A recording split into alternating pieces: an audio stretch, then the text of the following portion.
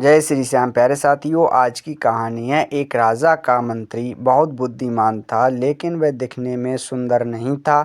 एक दिन राजा ने मंत्री से कहा कि आप बुद्धिमान हैं, लेकिन आप सुंदर भी होते तो अच्छा रहता। कभी भी सुंदरता को नहीं, व्यक्ति के गुण देखना चाहिए। गुणों से ही व्यक्ति असली पहचान होती है। इस संबंध में एक लोक कथा प्रचलित है। कथा के अनुसार पुराने समय में एक राजा बहुत सुंदर था। इसी वजह से उसे अपने सुंदर चेहरे पर बहुत घमंड था।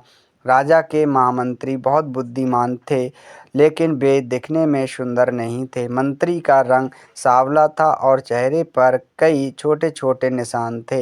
एक दिन राजा मजाक के मूड में था। उसने अपने मंत्री से कहा कि आप बुद्धिमान हैं, लेकिन आप अगर सुंदर भी होते तो अच्छा रहता।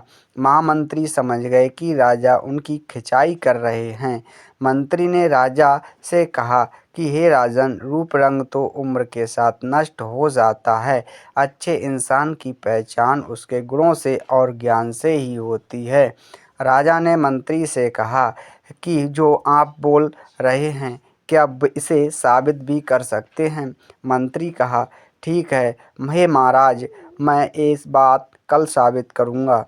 उस समय गर्मी के दिन थे। दरबार खत्म होने के बाद महामंत्री ने राजा के पास रखा मिट्टी का मटका हटा दिया और उसकी जगह सोने का कलश रखा और उसमें पानी भर दिया। कलश को कपड़े से ढक दिया। अगले दिन दरबार लगा। राजा और सभी दरबारी उपस्थित थे। दोपहर में गर्मी बहुत बढ़ गई थी। राजा को प्यास लगी तो उसने सेवक से पानी लाने के लिए कहा। सेवक ने तुरंत ही कलश में से पानी भरकर राजा को दे दिया। पानी पीते ही राजा को गुस्सा आ गया। वह बोला कि इतनी गर्मी में मुझे गर्म पानी क्यों दे रहे हो? सेवक डर गया। उसने कलश से कपड़ा हटाया तो वहाँ सोने का बहुत सुंदर कलश रखा था। दरबार में मौजूद लोग कलश की सुंदरता से बहुत प्रभावित हुए। सभी उसकी तारीफ कर रहे थे, लेकिन राजा का गुस्सा शांत नहीं हो रहा था।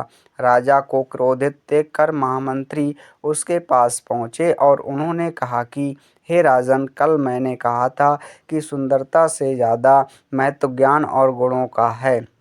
सोने के कलश सुंदर है, लेकिन ये पानी ठंडा नहीं कर सकता, जबकि क्रूप काली मिट्टी पानी को ठंडा रखती है।